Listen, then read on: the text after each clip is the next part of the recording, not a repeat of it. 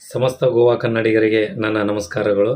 ವಿಷಯ ಏನಂದರೆ, ದಿನಾಂಕ 24/3/2025 ಸೋಮವಾರದಂದು ಬೆಂಗಳೂರಿನಲ್ಲಿ ಹಮ್ಮಿಕೊಂಡಂಥ ಶ್ರೀ ಸರ್ವೇಜನ ಆರ್ಟ್ಸ್ ಮತ್ತು ಕಲ್ಚರಲ್ ಟ್ರಸ್ಟ್ ಹಾಗೂ ಕನ್ನಡ ಮತ್ತು ಸಾಂಸ್ಕೃತಿಕ ಇಲಾಖೆ ಬೆಂಗಳೂರು ಸಹಭಾಗಿತ್ವದಲ್ಲಿ 8ನೇ ವರ್ಷದ ವಾರ್ಷಿಕ ಮಹೋತ್ಸವ ಸಾಂಸ್ಕೃತಿಕ ಮಹೋತ್ಸವದ ಅಂಗವಾಗಿ ನಾಡಿಗಾಗಿ, ನಾಡಿನ ಏಳಿಗೆಗಾಗಿ ಹಾಗೂ ಸಮಾಜ ಸೇವಕರಿಗೆ ವಿಧಾನಸೌಧ ನಿರ್ಮಾಕೃತ ದಿವಂಗತ ಶ್ರೀ ಕೆಂಗಲ್ ಹನುಮಂತಯ್ಯ ಸದ್ಭಾವನಾ ರಾಷ್ಟ್ರ ಪ್ರಶಸ್ತಿ ಪ್ರದಾನ ಸಮಾರಂಭ.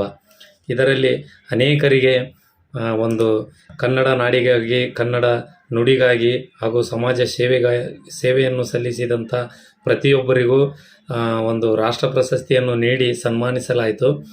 ಅದರಲ್ಲಿ ನಾನು ಕೂಡ ಒಬ್ಬ. ಕರ್ನಾಟಕ ರಕ್ಷಣಾ ವೇದಿಕೆ ಪ್ರವೀಣ್ ಶೆಟ್ಟಿ ಬಣ ಹಾಗೂ ಮಂಜುನಾಥ್ ನಾಟೇಕರ್ ರಾಜ್ಯಾಧ್ಯಕ್ಷರು ಗೋವಾ, ಇವರ ಒಂದು ಸಂಘಟನೆಯಲ್ಲಿ ನಾನು ಮಾಧ್ಯಮ ಸಂಚಾಲಕ ಹಾಗೂ ಸಂಘಟನಾ ಅಧ್ಯಕ್ಷನಾಗಿ ಸತತ 3 ವರ್ಷದಿಂದ ಕಾರ್ಯವನ್ನು ನಿರ್ವಹಿಸುತ್ತಿದ್ದೇನೆ. ಅದರಿಂದಾಗಿ ನನ್ನ ಈ ಒಂದು ಕಾರ್ಯವನ್ನು ಸಾಮಾಜಿಕ ಜಾಲತಾಣದಲ್ಲಿ ಹಿರಿಯರು ಗುರುತಿಸಿ ನನಗೂ ಕೂಡ ಈ ಒಂದು ಕೆಂಗಲ್ ಹನುಮಂತಯ್ಯ ಸದ್ಭಾವ ರಾಷ್ಟ್ರ ಪ್ರಶಸ್ತಿ ಪ್ರದಾನ ಪತ್ರವನ್ನು ನೀಡಿ ನನಗೂ ಕೂಡ ಸನ್ಮಾನ ಮತ್ತು ಸತ್ಕಾರವನ್ನು ನೀಡಿ ಗೌರವಿಸಿದ್ದಾರೆ.